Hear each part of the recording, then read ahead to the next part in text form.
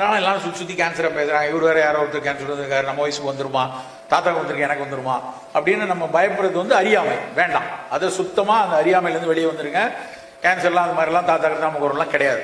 சில நோய்கள் மரபு ரீதியாக வரக்கூடியதில் புற்றுநோயும் உண்டு. நான் வந்து உங்கள் எல்லாரையும் கையை தூக்கும்போது சக்கரை வியாதி இருக்கான்னு கேட்டு கையை தூக்க சொன்னேன். சக்கரை வியாதி இருந்தால் மரபு ரீதியாக வர்றதுக்கான வாய்ப்பு உண்டு, இல்லைன்னு சொல்லலை. 50% 60% வரும். ஆனால் புற்றுநோய் வந்து ஒரு சில புற்றுநோய்கள் மரபு ரீதியாக வருவதற்கான வாய்ப்பு 1%, 1/2% இருக்கும். அதுவும் எப்படின்னா, நம்முடைய வாழ்வியல் ரொம்ப மோசமாக இருந்துச்சு. நம்ம புகை பிடிச்சிட்டு இருக்கோம், நம்ம மது அருந்திட்டு இருக்கோம், நம்ம வந்து கண்ட குப்பை உணவையும் சாப்பிட்டுட்டு இருக்கோம், ரொம்ப ஸ்ட்ரெஸ்ஃபுல்லாக இருக்கும். அப்படின்னா நம்ம தகப்பனுக்கோ தாய்க்கோ இருக்கிற விஷயம் நமக்கும் வர்றதுக்கான வாய்ப்பு இருக்கும். இப்போ அம்மாவுக்கு மார்பில் பிரஸ்டில் புற்றுநோய் இருந்ததுன்னா மகளுக்கு வர்ற வாய்ப்பு, மகள் இந்த மாதிரி உணவுல கவனம் இல்லாமல் ரொம்ப ஸ்ட்ரெஸ்டாக இருந்தால் அவங்களுக்கு வரலாம் அப்படின்னு சொல்றாங்க.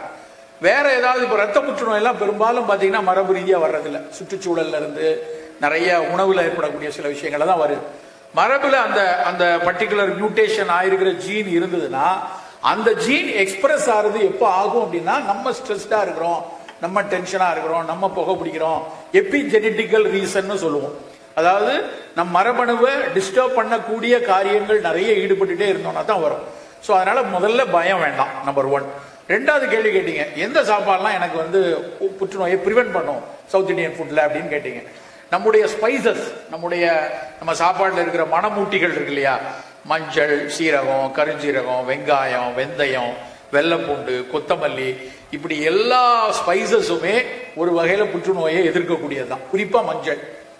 ஸோ நம்ம சாப்பாட்டில் இந்த மசாலா டீ, இந்த மசாலா பொருட்கள் நிறைய சேர்ந்திருக்க பொருள், மிளகாவத்தில் தவிர மற்ற அத்தனை ஸ்பைசஸும் நம்ம புற்றுநோய்க்கு ஏதாவது ஒரு வகையில் எதிர்க்கும். பரத் அகர்வால் அப்படின்னு ஒரு ப்ரொஃபஸர், அவர் வந்து ஜான் ஹாப்கின்ஸ் பல்கலைக்கழகத்தில் பணியாற்றி, இப்போ மாறிட்டார் நினைக்கிறேன், அங்கே பணியாற்றிட்டு இருக்காரு. அவர் வந்து ஹீலிங் ஸ்பைசஸ் அப்படின்னு ஒரு புக்கு, அந்த ஹீலிங் ஸ்பைசஸ் புத்தகத்தை நான் படிச்சப்ப எனக்கு பயங்கர, அவர் வேற இந்தியன் ஆரிஜின் பரத் அகர்வால்னே இந்திய பேரா இருக்கேன்னு படிச்சா, பக்கத்துல ப்ரிஃபேஸ் எழுதுவாங்க இல்லையா புஸ்தகத்துல, அதை எழுதுறாரு. மொத்தம் 24 சாப்டர் அந்த புஸ்தகத்துல. அந்த 24 சாப்டரும் இன்னும் வெங்காயம், வெந்தயம், வெள்ளைப்பூண்டு, இப்படிதான் ஒவ்வொரு டைட்டில்.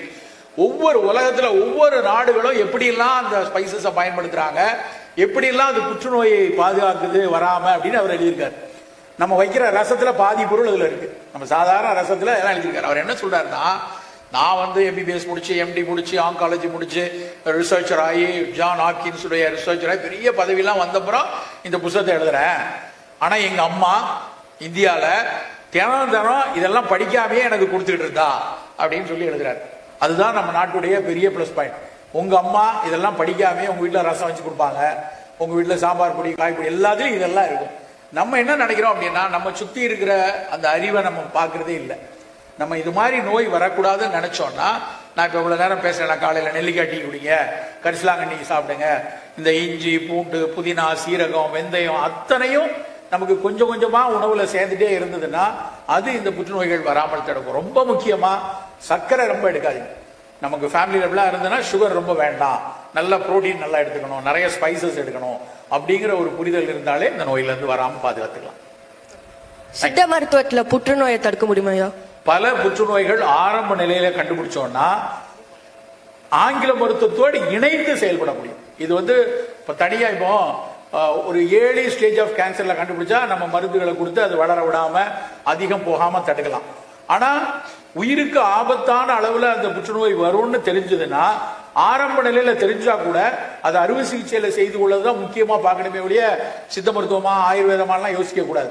ஏன்னா இன்னைக்கு வரைக்கும் இப்போ ஒரு பிரஸ்ட்ல ஒரு சின்னோண்டு 1 சென்டிமீட்டர்ல 1/2 சென்டிமீட்டர்ல அங்க மட்டும்தான் கட்டி இருக்குன்னு தெரிஞ்சா கூட நம்ம மருந்தை வச்சு கொடுத்து அதை குணப்படுத்தலாம் நம்ம யோசிக்க முடியாது. ஏன்னா அது ஒருவேளை உள்ளுக்குள்ள நுரையீரலுக்குள்ள எலும்புக்குள்ள போயிடுச்சுன்னா உயிருக்கு ஆபத்தாயிரும். அப்ப அந்த குட்டியோட இடத்த அறுவை சிகிச்சை பண்ணி எடுத்துடணும், மார்பகத்தையே எடுக்கணும்னா எடுத்துடணும். அப்ப நமக்கு அடுத்த 30 வருஷத்துக்கு எந்த பிரச்சனையும் வராது.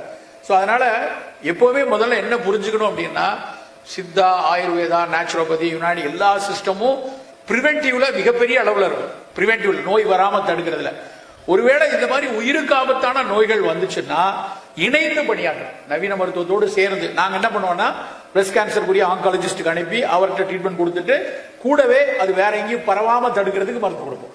ஸோ அதனால சித்தா, ஆயுர்வேதம்லாம் இன்டெகிரேட்டிவா இன்னைக்கு லெவல்ல இன்டெகிரேட்டிவா வந்து அலோபதியோட கேன்சர் பிரிவென்ஷனுக்கு இருக்கு.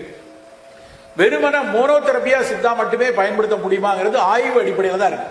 சில சமயத்துல சோசியல் மீடியால எல்லாம் வந்து டால் கிளைம் வரும், நான் சித்தால வந்து 100% குணப்படுத்திடுவேன், யாராவது டாக்குமெண்ட் பண்ணாங்க, நீங்க அப்படி பண்ணிருக்கவங்கள இது மாதிரி பிஃபோர் ஆஃப்டர் பண்ணிருக்கீங்களான்னு பார்த்தா இருக்காது. ஏன்னா இதுலயும் வணிகம் உள்ள புகுந்து அதில் காசு சம்பாதிக்கிறவங்க ஏதாவது பண்ண ஆரம்பிச்சிருவாங்க. ஸோ அதனால நம்ம எந்த துறைங்கிறது முக்கியம் இல்லை, அறிவியல் பூர்வமா இது 100% குணப்படுத்தக்கூடியதா அப்படின்னு. இப்ப நீங்க ஆஸ்துமாவை கேட்டீங்கன்னா நான் சொல்லிடுவேன், கண்டிப்பா மருந்து கொடுக்கலாம். இல்ல முட்டு வலி கேட்டீங்களா, தோல் நோய் இருக்கா, அதெல்லாம் சித்த மருத்துவத்தை மட்டுமே வச்சு சரி பண்ண முடியும். இந்த மாதிரி புற்றுநோயினுடைய தீவிரம், சர்க்கரை கட்டுப்பாடு இல்லாமல் இருக்கிறது, சிறுநீரக செயலிழப்பு, அந்த மாதிரி இடத்துல கூட்டு சிகிச்சையா தான் செய்ய முடியும்.